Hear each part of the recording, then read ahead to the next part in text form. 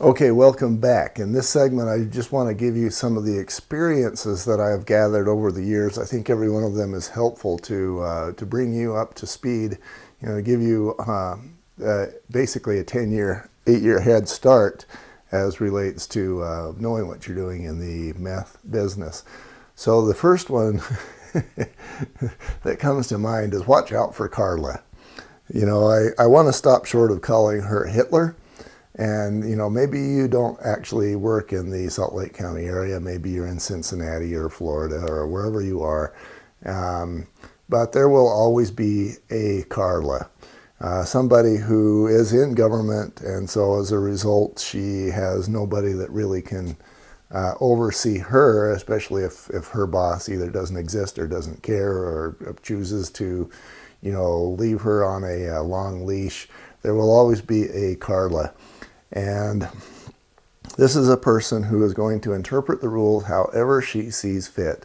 And she's going to interpret the rules in a way that makes her powerful, important, wise, intelligent, and necessary so that the entire safety of the universe is on her shoulders. And she is the savior of all things that are wise, powerful, etc. You want to wring her neck every time you look at her. There will always be a Carla. Now, you can, when Carla shows up, at whatever part of the country that she might happen to be in, and whatever her real name may be, you can argue with her, which is going to be completely meaningless, and it's going to piss her off, and it's just going to make her more unreasonable. Or you can go to her boss, which again is, her boss is probably going to back her up, and then you've made relationships with her worse. Bottom line is the rule book belongs to her, and you just got to find out what her rules are and meet them. You can try to argue and complain, and it's not going to work. She's got the rule book. You are the subject, if you will. Good luck. You might think you can change that. You probably can't. So watch out for Carla. That's rule number one. She'll be there, pain in the butt. Second war story that I want to give you is that you don't necessarily have to do outbuildings. Now, an outbuilding might be a storage room out there. It might be the garage. The garage is not considered to be living space. So in at least the state that I am in, even if there's every reason to believe that meth-contaminated stuff might be out in the garage, you don't have to actually decontaminate the garage. And sometimes that makes no sense at all. The other thing is that, in many cases I've seen where nasty carpet or drawers or boxes or refrigerators or whatever it is, crap that was in the house that is contaminated. Now it's outside the house before the decontamination began, and that stuff doesn't have to be dealt with. You can leave that there as part of the decontamination. It's going to be meth contaminated, but it's not inside the house, so you don't have to take it to the landfill as the decontamination specialist. Obviously, you hope that the carpet doesn't go back in because, maybe it got rained on or snowed on or whatever, but these are meth heads, and so once they move back in, all bets are off. But that stuff that's out there, you don't have to deal with it. And one way of actually, depending on what's going on, one way of actually managing the trash out is you can actually take stuff to the garage and do your treatment in the house, and then later on when you've got the trailer or when you've got the personnel or whatever, you can take stuff from the garage to the landfill. Bottom line, what I'm getting to is stuff that is contaminated that's in the house has to go to the landfill as meth contaminated waste. Stuff that is outside the house, whether or not it's meth contaminated, it can stay right there. Obviously, if you take it out, then you still have to get it to the landfill. But if somebody else took it out before the project started, that's somebody else's problem, not yours. Ceiling areas that are beyond 10 feet high are not sampled. They're not considered to be reachable, therefore they're not considered to be something that has to be decontaminated or sampled. And this is per the supervisor of again, the Salt Lake County Health Department, and they are the most knowledgeable, experienced, they're kind of the centerpiece of what meth decontamination is in Utah, because they see far more remediations in Salt Lake County than probably every other county in the state combined. So if you talk about who the experts are county-wise in meth remediation, it's Salt Lake County. That's why I keep referring to those guys. And based on the supervisor of that bureau, anything 10 feet or above, as far as sealing is concerned, doesn't have to be treated or sampled. Again, it's because it's not accessible. And if you run into Carla, that rule might change. No guarantees on that one. You don't, when you're sampling, don't forget the kitchen appliances. And in many cases, it's easy to remember the fridge and the stove, but you might forget the dishwasher. Or, maybe you've got a microwave that's attached.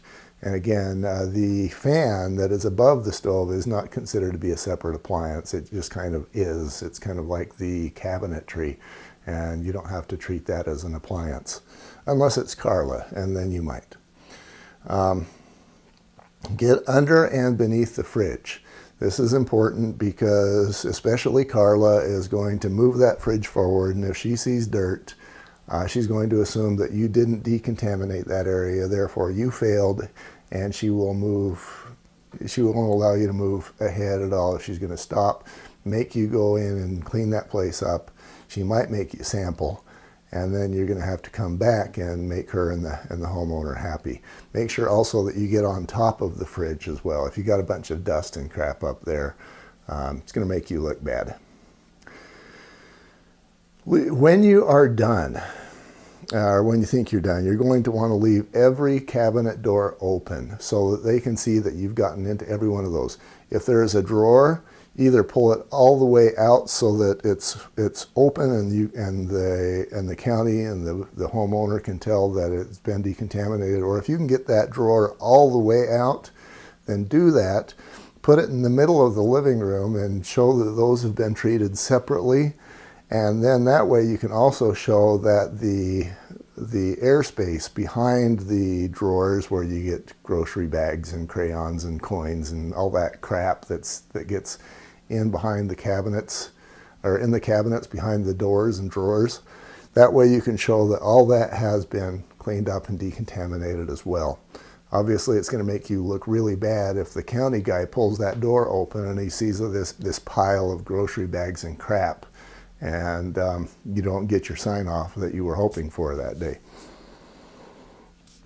Let's see. Get on top of the fan blades and the cabinets. You have, most homes, or I'm going to say many homes, have the ceiling fans as part of the fixtures, and you can treat those. Those are considered to be smooth and easily cleanable, no matter what the fan itself looks like. But you've got to get on top of those. If there's a dust layer, whether it's been treated or not, you're going to have people be upset. So make sure that those are either sprayed off well or wiped off, or both, so that there's no question there. Also, the top of the cabinets, I had a deal go badly on me once, because you get those cabinets and they're maybe 7.5 feet high, and yes, they are out of the way, and so as a result, most of the county personnel don't ever look up there. But I had where one potential buyer did, and he saw dust, and so he came unglued and he wanted everything redone, and that got ugly. So just make sure you get on top of that as well. Carla is a white glove about the HVAC. And again, it's not just about one person who's a little bit psycho or a lot psycho. There will be, you're going to run into those guys. She's going to actually bring in a glove, and she's going to run it around, especially the HVAC system, the furnace, the cold air returns, your ducts, your registers. And if she's getting dirt, she's going to fail the house. So make sure you spend a lot of time getting the areas that she can white glove clean. Next one is similar, the squirrel cage. The fan on the furnace is a place that can get very nasty, and a lot of county health department people are going to get in there and actually physically shove their hand in with a camera, take a picture, and if that looks dirty, you don't get a pass on your final report. You got to go back and take the squirrel cage out and clean all that up. So make sure you know how to do that. You can watch YouTube videos that show you how to do that if you can't figure it out more, some other way. Be clear with your clients that you are not a cleaner. You're a remediator, you're a decontaminator, you are not a cleaner. That helps. One story that comes to mind for me is the client. The buyer actually was the most interested. He showed up to the final walkthrough, and that's interesting because he couldn't actually sign. But anyway, he was a lawyer, and the place was decontaminated. I'd shown that through lab results. I'd written up the final report, and he basically looked around and he says, "That's not clean." He put on his lawyerness and he straightened himself up like he was talking to a judge, and he says, if this guy is a cleaner and it's not clean, then why should I be paying for the job? And I loved the county's response. They said basically, he's not a cleaner, he's a decontaminator. And then just to shove a little bit of salt into the wound, I responded, I said, "I am a certified decontamination specialist." So there is that misunderstanding, that assumption that you are a cleaner, and you're going to want to make sure with your client from the beginning that you are not a cleaner. Your job is to get the meth out, not to clean. There's still going to be expectations, but at least you will have gone halfway down the road as to what the expected result is. You're also going to want to have that sort of information on your website. And you can gather the kind of language from my website, which again is crossroadsengineers.com/meth. Get your check before they get you the clearance letter. And I mentioned this in another one of the segments, but if you like getting paid, you've got to be paid before the deal is done. The last part of the remediation is for you and the homeowner and the county to meet. The county looks at the house, they look at your final report, they bless it, and at that point they say, okay, you the homeowner are good to go. If you don't have your check in hand by that moment, your chances of not getting paid go way up. So what I like to do is I like to just tell the client, we're going to meet at this time and day, and you either need to pay me before that meeting or you need to hand me a check before we all get together, because I feel the need to get paid for this project. So that's how you handle that one. I had mentioned that there are a lot of county differences and a lot of differences in the personnel even within a county. And I'm sorry I can't make things any easier on you, but you just got to figure out what each county requires as their understanding of state rules or county rules. And you'll have to find out what the rule book is and then meet with the requirements of each different person's rule book.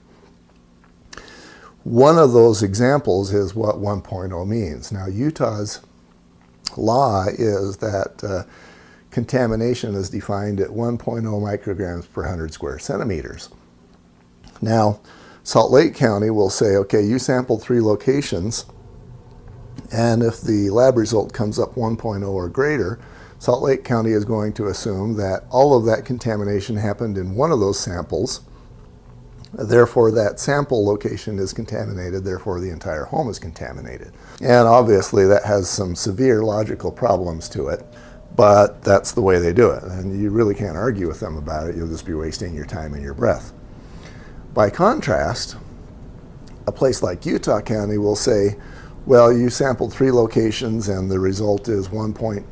We'll say, therefore, you take 1.2, you divide by 3, and the average is going to be 0.4. Now, there's some logic issues with that, too, because you know that the entire home is not evenly contaminated, but that's how they're going to do it. So you could get a 1.2 in Salt Lake County, and that house is going to be contaminated as judged by the county. And then you could drive 20 miles south, you could have another 1.2 in Utah County, and this house is not contaminated. As a matter of fact, in Utah County, you could have the number go all the way to 2.9 for a 3 sample test, and it's still not going to be contaminated as judged by the county. This is the kind of stuff you've got to keep in your brain. It's just not as open and shut as it ought to be.